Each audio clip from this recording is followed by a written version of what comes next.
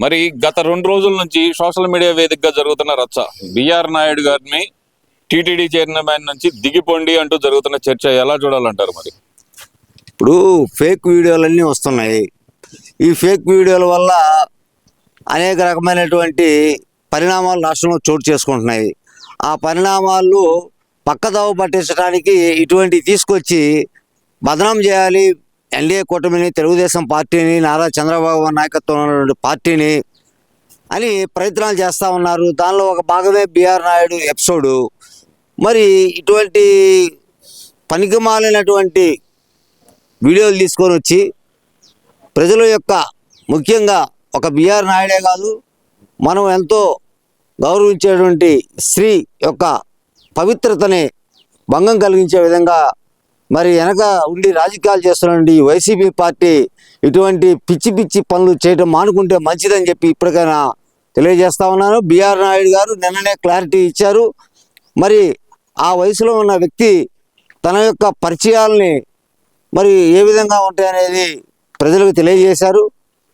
మరి ఇంకా వారి నోటికి వచ్చినట్టు మాట్లాడుతూ ఫేక్ వీడియోలు బయట తీసుకొచ్చాం, మరి ఈ ఫేక్ సమాధానం చెప్పాలి అని రాజీనామా చేయాలి, ఇట్లా రాజీనామా చేయాలనుకుంటే గత 5 ఏళ్లలో వాళ్ళు 5 ఏళ్ళు పరిపాలన చేసేవాళ్ళు కాదు. మరి ఒక బాధ్యత గల క్యాబినెట్లో ఉండి మరి అంబటి రాంబాబు గారు కానివ్వండి, మరి అదేవిధంగా వైజాగ్లో మరి శ్రీనివాసరావు మంత్రి గారు, ఆ రోజు దేవాదాయ శాఖ చేస్తున్నటువంటి మంత్రి గారు కానివ్వండి, మరి ఇట్లా ఇంకా రోజా గారు కానివ్వండి, మంత్రిగా పనిచేసినటువంటి రోజా గారు కానివ్వండి, మరి అట్లానే కొడాల నాని కానివ్వండి, వంశీ కానివ్వండి, మరి ఈ విధంగా చెప్పుకుంటా పోతే చాలా ఉన్నాయి. మరి ఇటువంటి విషయాల్లో వాళ్ళందరూ కూడా చాలా చురుకైన పాత్ర పోషించారు. ఆ రోజున స్త్రీ యొక్క పవిత్రతని వాళ్ళు ఏ విధంగా అగౌరవపరిచారనేది నిండు సభలో నారా చంద్రబాబు నాయుడు గారి యొక్క కుటుంబం పైన మరి అపహాస్యం చేసుకునే విధంగా నిండు సభలో అగౌరవపరిచారు స్త్రీని. దాని ఫలితమే వైసీపీ అనుభవించింది. ఇంకా ఇటువంటి పిచ్చి పేరాపనలు పేలి పిచ్చి పిచ్చి ఆలోచనలు చేయటం అనేది వైసీపీ మానుకుంటే మంచిదని చెప్పి ఈ సందర్భంగా ఫేక్ వీడియోలు రిలీజ్ చేసేటువంటి వ్యక్తులకు కూడా తెలియజేస్తా ఉన్నా.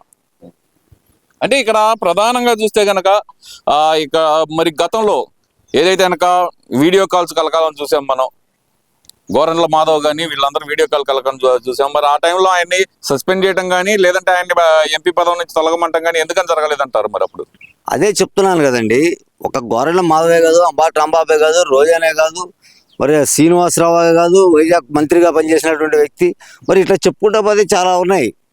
మరి వాళ్ళందరూ మరి బాధ్యతగా లేకుండా, గౌరవం లేకుండా, మర్యాద లేకుండా స్త్రీల పట్ల మన పవిత్రత కలిగినటువంటి ఆంధ్రప్రదేశ్ ఉమ్మడి రాష్ట్రంలో ఒక మహిళకి, స్త్రీకి ఉండేటువంటి గౌరవాన్ని ప్రజాస్వామికంగా అపవిత్రమైనటువంటి భాషలు వాడి ఏ విధంగా అగౌరవపరిచారో మనం అందరం చూసాము.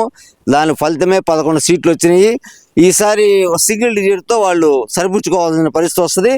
అంతేకాకుండా ఇలా 11 సీట్లు ఇచ్చినా కూడా సభకు రాకుండా పిచ్చి పేలాపన పేలుతూ జీతాలు తీసుకొని సభను అగౌరవపరుస్తూ ఉన్నారు. ఇంకా మనకి ప్రజలు, మన యొక్క పేద ప్రజల యొక్క అంశాలని నిండు సభలో ప్రస్తావించాలి.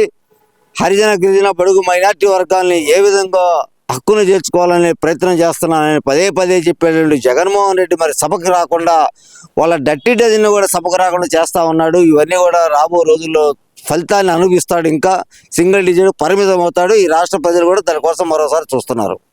మరి వాళ్ళ పార్టీలో ఉన్న అనంతబాబుని సస్పెండ్ కూడా చేయకుండా ఇంతవరకు ఆయన పక్కనే తిప్పుకుంటూ, అది శాసన మండలిలోకి వస్తున్న అనంతబాబుని ఆపకుండానే ఇప్పుడు బిఆర్ నాయుడు గారి మీద కామెంట్ చేయడం ఎలా చూడాలంటారు? మరి ఇప్పుడు అదే చెప్తున్నాను కదండి, అనంతబాబు విషయం, లడ్డు విషయం, వీటన్నిటిని కూడా పక్కతో ప్రకటించడానికి వాళ్ళు ఇటువంటి బిఆర్ నాయుడు విషయాన్ని బయటికి తీసుకొచ్చారు. బిఆర్ నాయుడు గారు మరి ఏ కుటుంబానికైనా కూడా, నేనే ఉన్నాను అనుకోండి, నాకు ఒక 20 ఏళ్ళు 30 ఏళ్ళ నుంచి కుటుంబ పరంగా కులం ఏదైనా మరి ఒక సంస్కారవంతమైనటువంటి జీవితాన్ని గడుపుతున్నటువంటి మాతో ఫ్యామిలీ రిలేషన్స్ ఉన్న వ్యక్తులు ఉంటే వాళ్ళని తీసుకొచ్చి మేమేదో కూర్చొని మాట్లాడితే ఆ ఫుటేజ్ తీసుకొచ్చి ఫేక్గా చూపించి వేగ్గా మాట్లాడతాం అనేది పొరపాటు అయిపోయింది వీళ్ళకి, వైసీపీ వాళ్ళకి. అందులో భాగమే బిఆర్ నాయుడు యొక్క ఎపిసోడు. మరి వీటన్నిటి కూడా పక్కదో పట్టించడానికి, అనంతబాబు విషయాన్ని పక్కదో పట్టించడానికి ఇప్పుడు బిఆర్ నాయుడు ఎపిసోడ్ బయటికి తీసుకొచ్చారు, రేపు ఇంకోళ్ళని తీసుకొని వస్తారు. వీళ్ళు చెప్తున్నాం కదా, వీళ్ళు చంద్రబాబు నాయుడు గారిని నిండు సభలో అగౌరవపరిచినటువంటి మా తెలుగింటి ఆడపరిచినటువంటి వ్యక్తుల్ని ఏ విధంగా అగౌరవపరిచారో మనందరం చూసాము. భువనమ్మ గారి విషయంలో ఖచ్చితంగా వీళ్ళు సింగిల్ డిజిట్ కాదు, ఈ రాష్ట్రం నుంచి పారిపోయే రోజులు కూడా దాపురించేయడకే అని చెప్పి ఈ సందర్భంగా తెలియజేస్తున్నాం. ఆంధ్రప్రదేశ్లో ఈ మధ్యకాలంలో ముఖ్యంగా కాపు కులానికి ఒక టైగర్ దొరికింది. అందున వైసీపీ వాళ్ళు ఆ టైగర్ను ఒకేసారి పెంచి పోషించాలని చూస్తున్నారు. ఎలా చూడాలంటారు కాపు టైగర్ని? అతనికి కాపు టైగర్ అని ఎవరు చెప్పారు?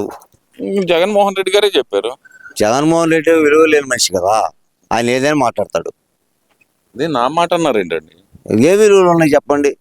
నా ఎస్సీ అన్నాడు, నా బీసీ అన్నాడు, నా కాపు అన్నాడు, నా మైనారిటీలు అన్నాడు. వీళ్ళందరికీ వెర్రి వెంగళప్పలాగా చెవులో పూలు పెట్టాలి తప్పితే ఏమన్నా చేశాడా వాళ్ళకి? మరి అలా ఆయన చెప్పాడంటే మేము ఎట్ట నమ్మాలి? ఈ రాష్ట్రంలో కాపులంతా కూడా సమైక్యంగా ఉన్నారు. పవన్ కళ్యాణ్ గారి నాయకత్వంలో పవన్ గారు ఏది చెప్తే అది ఒక తాటి మీద నడిచినందుకు సిద్ధమై వాళ్ళు నిన్న 2024లో చూపించారు వాళ్ళ ప్రతాపం పవన్ కళ్యాణ్ గారి నాయకత్వంలో. కాబట్టి ఎన్డీఏ కూటమి కాపులంతా కూడా అండగా ఉన్నారని చెప్పి ఈ సందర్భంగా తెలియజేస్తున్నాం. మీరేమో ఆ మాట అంటున్నారు. ఇక్కడ ప్రధానంగా చూస్తుంటే గనక మరి రోజుకు ఒకళ్ళు వచ్చి పరామర్శ యాత్ర ఎలా చూడాలంటారు? అదే అంబటి రాంబాబుకి పరామర్శ యాత్రని మరి వల్లభనేని వంశీ వచ్చారు, కొడాలి నాని వచ్చారు, అటు నుంచి వచ్చేసరికి చెవిరెడ్డి భాస్కర్ రెడ్డి, మిథున్ రెడ్డి, వీళ్ళందరూ వచ్చి పరామర్శలు చేస్తున్నారు కదా. ఈ పరామర్శ యాత్రలను ఎలా చూడాలంటారు, ఈ షెడ్యూల్ యాత్రలని? ఇప్పుడు ఆయన ఒక మహానాయకుడు, మహానేత, వైసీపీకి ఇంతకన్నా మంచి దిగ్గజం దొరకడని చెప్పి వీళ్ళంతా కూడా వచ్చి విలువ లేనటువంటి వ్యక్తులంతా కూడా ఆయన్ని పరామర్శించడం, అతను ఏదో పెద్ద అద్భుతం సృష్టించి ఈ అద్భుతం వల్ల ఈ రాష్ట్రంలో ఒక అద్భుతమైనటువంటి పరిణామాలు వచ్చాయని చెప్పి వాళ్ళు పర్యటన చేస్తూ ఉన్నారు. ఇవన్నీ కూడా ప్రజలు గమనిస్తూ ఉన్నారు. ఖచ్చితంగా రాబో ఎన్నికల్లో 11 సీట్లకి 1 సీటుకు అతను పరిమితం అవుతాడు. మరి ఆ 1 సీటు ఎవరిదనేది వైసీపీ వాళ్ళే నిర్ణయించుకోవాలి. మీరేమో ఆ మాట అంటున్నారు, మమ్మల్ని తట్టుకోలేక మాకు ప్రతిపక్ష హోదా ఇవ్వట్లేదు, లేదంటే అసెంబ్లీని గడగడలాడిస్తామంటని వాళ్ళు చెబుతుంటే ఒక పక్కన. ఇప్పుడు 11 సీట్లు ఇచ్చారు, మరి ఇప్పుడు మీరు అసెంబ్లీకి రావాలి కదా, ప్రజా సమస్యల మీద మాట్లాడాలి, ప్రజల యొక్క యోగక్షేమాలు చూసేటువంటి వ్యక్తిగా, ఒక బాధ్యత కలిగినటువంటి రాజకీయ పార్టీగా, ప్రాంతీయ పార్టీగా మీరు ప్రజలు ఇచ్చిన అవకాశాన్ని నిండు సభలో మీరు నిరూపించుకోవాల్సినటువంటి అవసరం ఎంతైనా ఉంది. మరి మీరు సభకు రాకుండా ఊరక సంతకాలు చేసి జీతాలు తీసుకొని ప్రజలకి చెవులో పూలు పెట్టాలంటే ప్రజలేం అమాయకులేం కాదు. ఖచ్చితంగా వారికి అవకాశం వచ్చినప్పుడు వారు ఓటు హక్కు ద్వారా వాళ్ళ అవకాశాన్ని చూపిస్తారు వైసీపీకి మరోసారి. ఇప్పుడు మళ్ళీ అంబటి రాంబాబు పదే మరి రెచ్చగొట్టే వ్యాఖ్యలు చేస్తున్నారు కదా, మా ఇంట్లో కుక్క కూడా భయపడదా, ఎన్ని కేసులు పెడతారో పెట్టుకోండి అనే మాట అయితే అంటున్నాడు కదా మరి ఆయన.